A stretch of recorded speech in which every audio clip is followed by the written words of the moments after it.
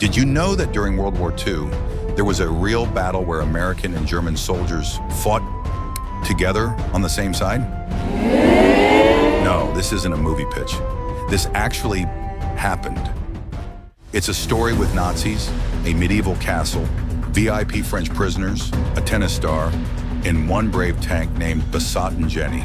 Welcome to Cool Past, where history isn't just a list of dates, but a series of ridiculous, fascinating, and surprisingly human stories. May 1945, Nazi Germany was crumbling. Hitler was dead. Berlin was in ruins. Entire cities had been bombed to rubble. Food was scarce.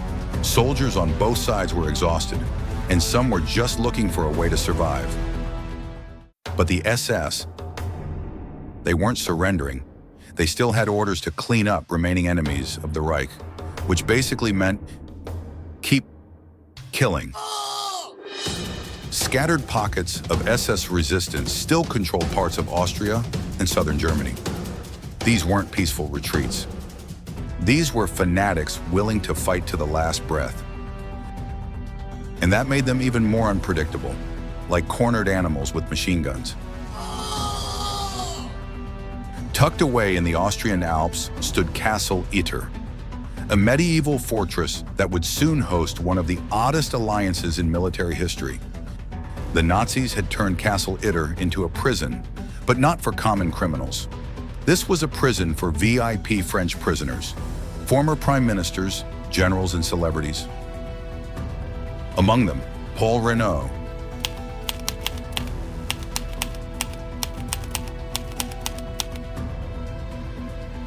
Edouard Daladier,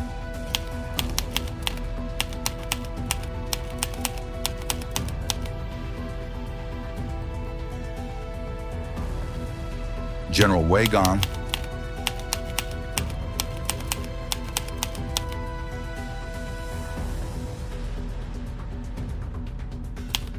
and tennis star Jean Borotra.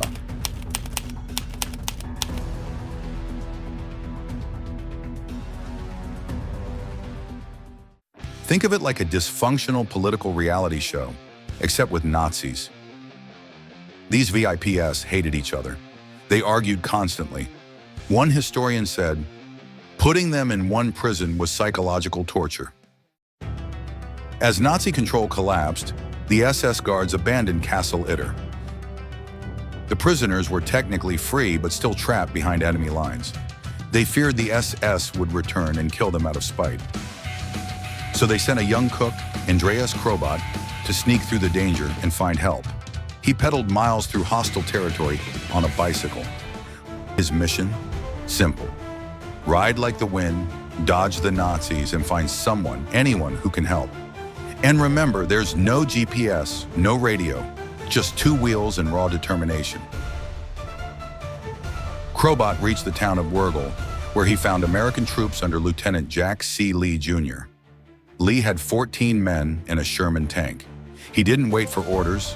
He just said, "Let's go!" Meanwhile, a German officer, Major Joseph Gangl, also offered help. Gangl hated the SS. He wanted to protect civilians. He defected and joined the Americans. Gangl had already been secretly cooperating with the Austrian resistance. He knew that loyalty to humanity mattered more than loyalty to Hitler. So now you had 14 American soldiers, one tank, a few German anti-Nazis, and a castle full of bickering French politicians. On May 5th, 1945, hundreds of SS troops attacked the castle. The tank was destroyed early. The defenders were outnumbered, outgunned, and surrounded. Even the French prisoners took part, loading ammo, treating wounds, even firing rifles. Jean Borotra, the tennis star, volunteered for a crazy mission, sprinting through enemy fire to get reinforcements. Jean Borotra might have had the best footwork on the battlefield that day, and he made it. Apparently, dodging tennis balls builds great reflexes. Major Gangl was killed protecting one of the French prisoners. He became a national hero in Austria and France. He didn't have to be there, but he chose to be. Gangl saw humanity beyond borders, beyond uniforms. Reinforcements arrived just in time, and the SS retreated. Against all odds, this strange little alliance won. It was the only time in World War II that American and German soldiers fought side by side. So what can we learn from this bizarre battle?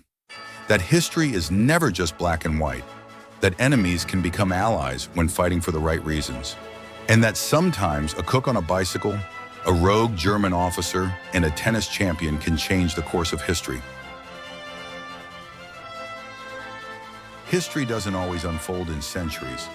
Sometimes it unravels in under an hour. If you enjoyed this story, subscribe and ring the bell to join us for more bite-sized time travel on Cool Past.